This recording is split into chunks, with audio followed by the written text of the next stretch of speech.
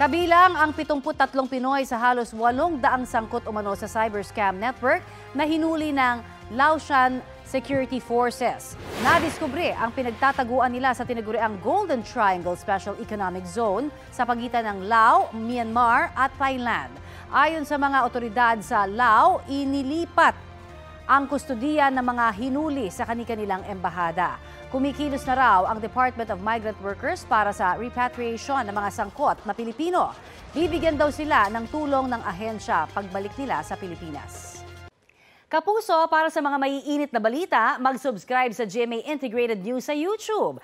Sa mga kapuso naman abroad, subaybayan nyo kami sa GMA Pinoy TV at sa www.gmanews.tv.